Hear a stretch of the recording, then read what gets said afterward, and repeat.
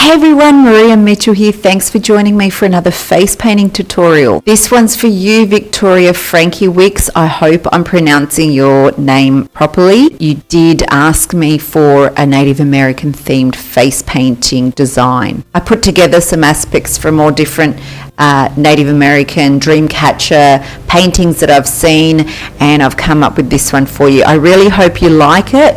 It's a colourful one. If you're not really into that much colour, I guess you could tone it down with some other neutral colours if you like. I've used Global Colours Taupo Split Cake, which is for this first feather that we paint. Then for the second feather, I've used Dublin by Global Colours, and also Caribbean Punch by Diamond FX, and I've used the purples on this split cake for the actual purple part of the dreamcatcher. I really hope you like it, Victoria, and the rest of you wonderful viewers out there. I must say, with this particular design, it does really suit being painted on somebody's arm or their chest even, maybe, because you've got a little bit more length. A lot of the times as face painters, we know that we deal with shorter foreheads every now and again. So you might want to mix it up and make the actual dreamcatcher here and the feathers coming down along the face if you like. But I find that a teenager normally asks for this, and I'll usually do it on their arm if it's summertime. Otherwise, on the side of the face also works.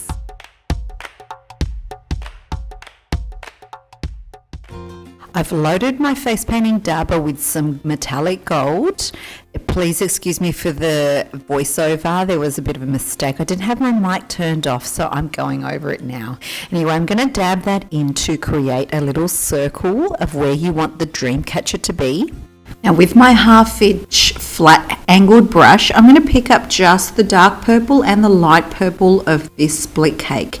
It's called Caribbean Punch, and it's from Diamond FX. Now you want the tip of the brush to pick up the dark purple and the heel of the brush to pick up the light purple. Now where the dark purple is loaded on the tip of the brush, that's going to form the outer of the dreamcatcher, and we're going to just trace the outer of that gold circle that we made at the beginning and give it a full circle effect around. Now grabbing your 3/4 inch flat angled brush, we're going to pick up some colours from this Global Colours Taupo Split Cake. We'll pick up some blue, green and white, making sure that the blue is on the tip of the brush, because that will be the outer of the feather.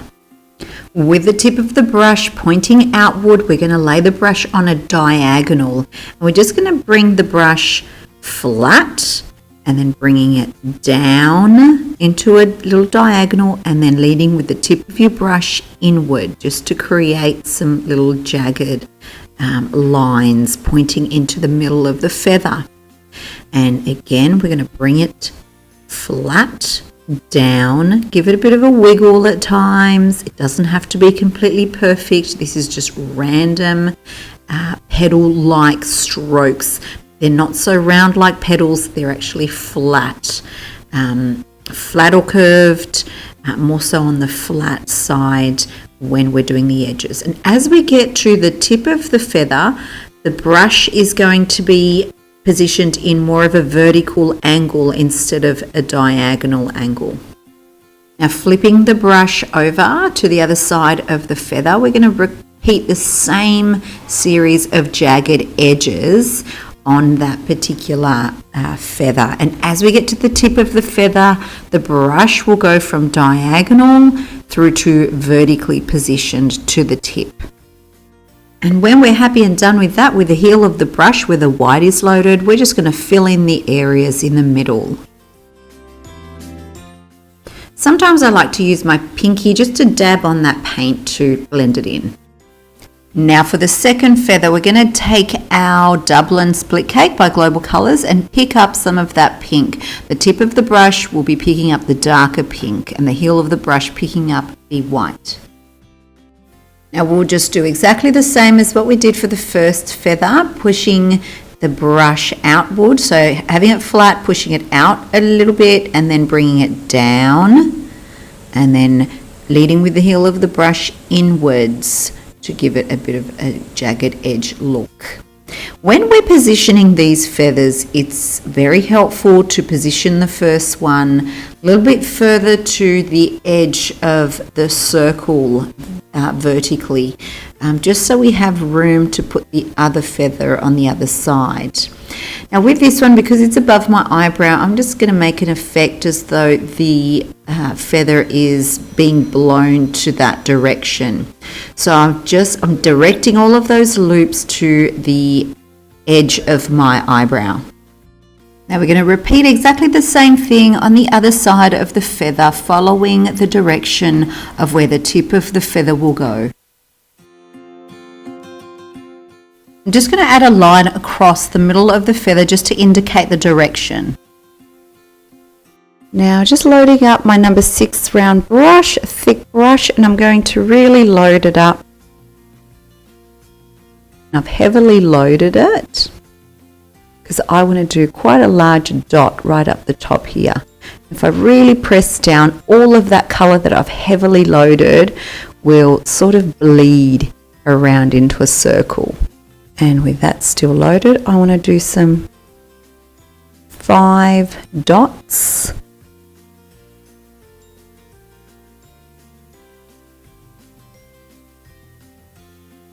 Around the dream catcher. Now loading up my number 2 round brush with some black.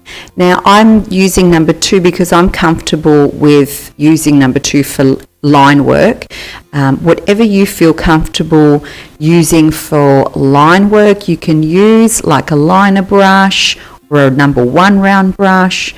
Whatever you feel comfortable using, go ahead and use. We're just going to outline these circles.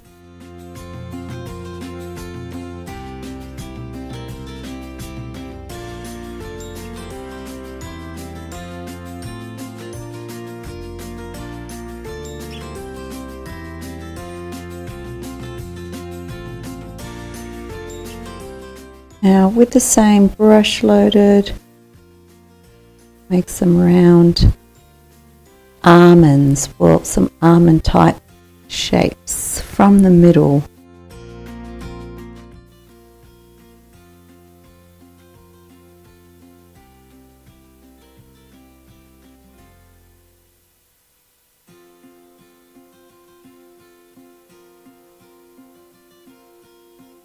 And now from here, I want to start doing all of my round circles.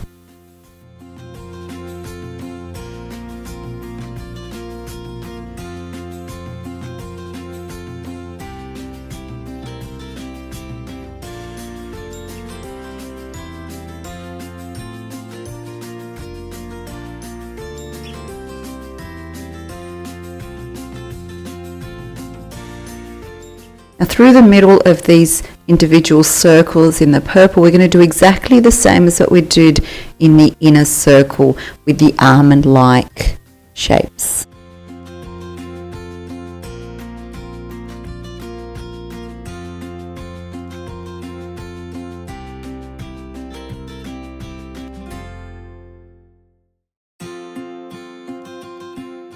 Then I'm just going to simply just outline the feathers. So I'm going to go around and just outline the edges of these pretty little strokes that we've done with the Taupo Global Colours Split Cake and flick them right in. Now the idea of painting these feathers is to make it look as though it's rough, you know, so there's no rules on how the feather goes. It's pretty much just very, very rough. As long as you have some strokes coming in, very roughly. I'm just going to do a line down the middle. There's some little strokes coming out.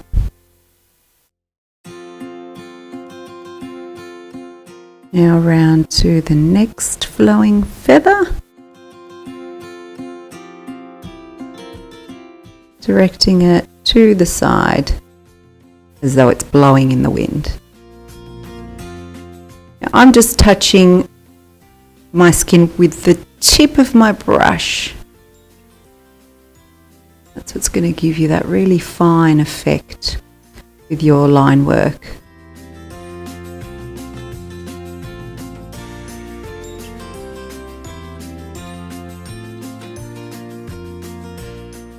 Some jagged little lines.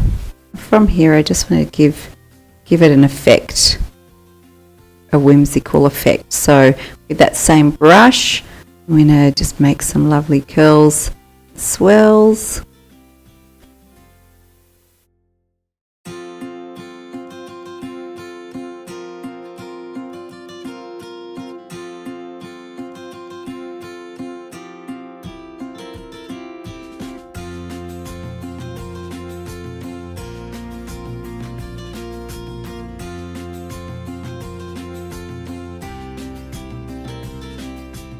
Just toward the bottom of these feathers, I'm just going to accentuate the dark,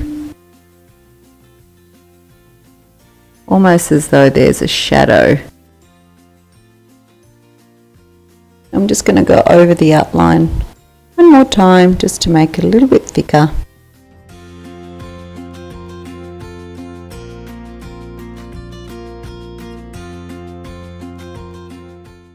Adding an extra line to the middle of the feather makes the stem of the feather pop. And there you go, guys. If you've been looking for a dream catcher face painting design, then I hope that you enjoyed this one. Thanks for watching. If you got something out of this, make sure that you give it a thumbs up and don't forget to subscribe. If you have any face painting related questions or you need something that you need clarified, make sure you comment down below and I'll do my absolute best to share my knowledge with you in the next video. I'm on Instagram, Facebook and Twitter. Don't forget to follow me so we don't miss each other for the next one. Until next time, happy painting!